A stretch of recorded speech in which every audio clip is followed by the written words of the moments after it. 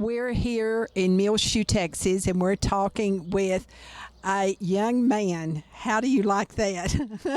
A young man who is a trainer of cutting horses. And your name is what? Brady Ripple. Brady Ripple. Now, tell me, Brady, how do you find a horse that is going to be a good cutting horse? Well, anymore these days, they pretty much breed them to do it. Really? Yeah. There's specific lines that you kind of, follow and you want to take and go on with. So it's not that hard to find the right kind of blood. Now, Brady, how long have you been working training cutting horses? Well, actually, the training of cutting horses probably since about 2004, but I grew up around horses my whole life. I've been riding and training horses. First horse I ever started, I was 12 years old. Really? Now, where did you grow up? I grew up in a little town called Walsburg, Utah. My goodness, in Utah. Well, and now you're in Texas. But now tell me, what are some of the first things that you do when you start training a cutting? Well, basically, it's like starting any other horse. You got to get them broke to the saddle, snaffle bit, and you need to just take your time with them, get them riding before you can teach them anything. The first thing you need to do is just get a horse where you can saddle him, ride him, pull him around right and left, teach him to stop, walk, trot, lope, your basic stuff. And that's not basic to me, but I know it is to you. But it seems so foreign to me and so hard. Is it really hard? Well, yes and no. It's like anything else. If you know what you're doing, then it's not too hard. But if you don't know what you're doing, then, yeah, it can be pretty hard. And so now, what does the dog come into the whole situation? How important is the dog? Well, for me, the dog's real important. He's my turnback help. A lot of guys have help, and their help is a horseback, which they call turnback horses, and they bump the cows to them. I either have Patty or a horseback, or I have Rip turn them cows back for me. It's just kind of something that happened. That's the first dog I've ever really had for that kind of stuff. Yeah. Really? So most people don't use a dog? Probably most people don't, but there are a few guys I know that do. And now Patty is your wife, and so you can use Patty or your dog. And what's your dog's name? That doesn't sound very good, does it? No, my dog's name is Rip. He's 6 years old. We got him as a pup, and he is... I'm not a dog trainer, but he just happened to know what he was doing, and I just kept after him when he was a pup, and he just started doing it for me. He's a German Shepherd? Australian Shepherd. Australian Shepherd. Yes, ma'am. And so now, do you think that he really has something built into his DNA that he knows of what to do, or did you really have to work with him? No, he's just like these cutting horses. They got they have a desire to do that, just like a hunting dog has a desire to hunt. Well, that dog will have a desire to go to cows, just like the horses. Like you breed the horses to have cow in them. Same with the dog. Now, do you have a name for your company? It's BPR Cutting and Performance Horses. And so now, do you go into competitions?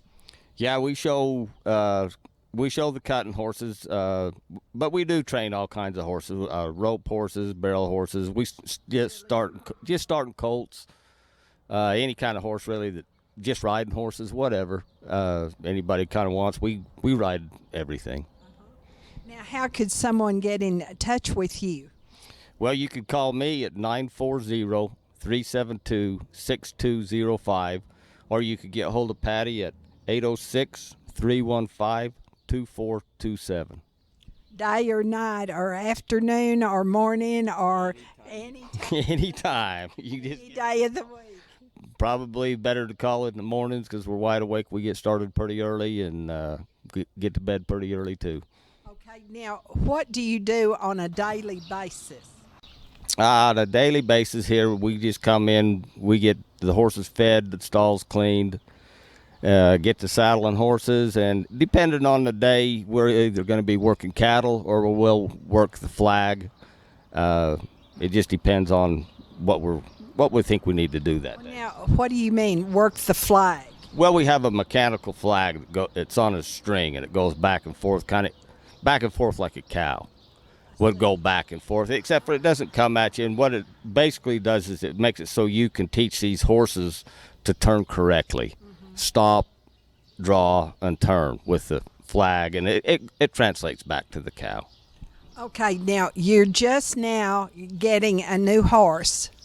And so what do you first do to teach that horse?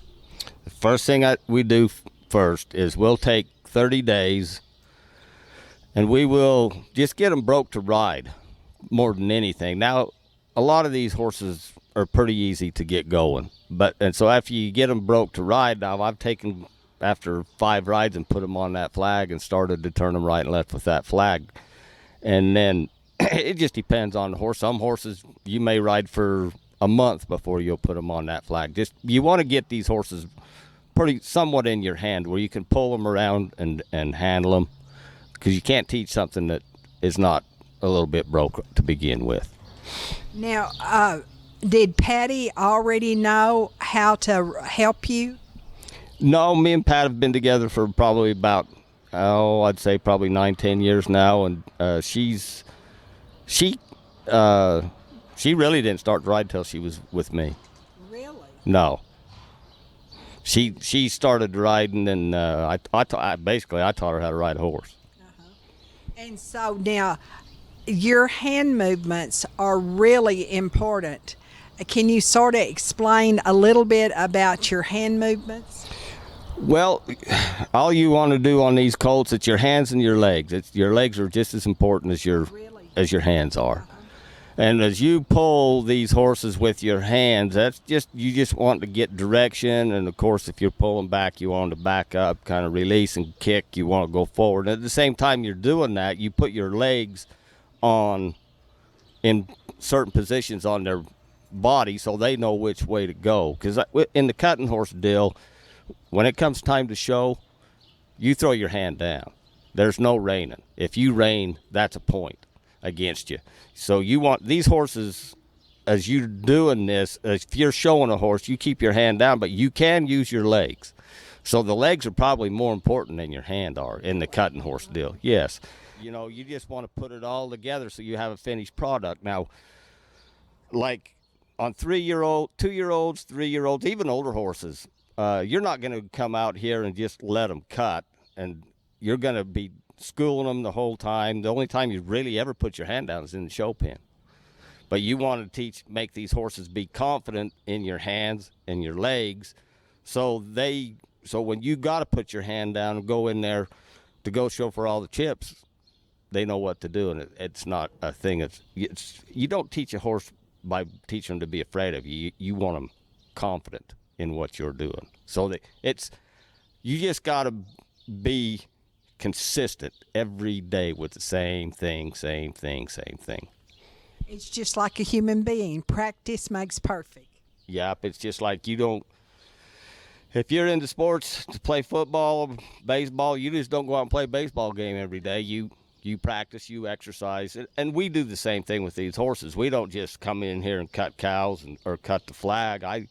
We take these horses out and we use them. We exercise them, jog them.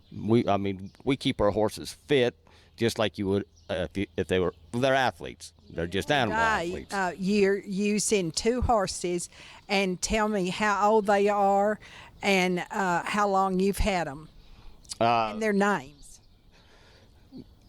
Well, the Sorrel Horse is a 3-year-old, and we just got her about 2 months ago. They bought her out of a sale. Some other people had started her. She's really come pretty fast. They had worked her on a flag, but they had never showed her a cow. So what she's doing in a matter of 2-3 months is pretty amazing. I've never really had one come that fast. The other horse is a 5-year-old stud. Some people bought that horse as a long yearling down at the futurity sale, and they brought him to me, and I've had that horse. I've done everything on that horse. He's been with me for Well, since he's 2-year-old year, and I've had him for 3 years. So when you take into the show ring a horse, how long do you think you would like to have trained him before you go to competition? Well, I like to get these colts started, honestly, as long yearlings. September, October, November of their yearling year, and when I say not showing them a cow, just getting them to where they're quiet and you can ride them and handle them. You don't really do anything with them. But after the 1st of January, most people bring horses in after January, February, March, and you want to have them that long. You want to get them started when they're 2-year-olds, go through their whole 2-year-old year, hit their 3-year-old year, and then they'll pretty much tell you when they're ready to show in their 3-year-old year. They have small futurities, and then they have the big futurity at the end of the year, and that starts in about the middle of November and goes on till middle of December, and that's where the big money is. I see.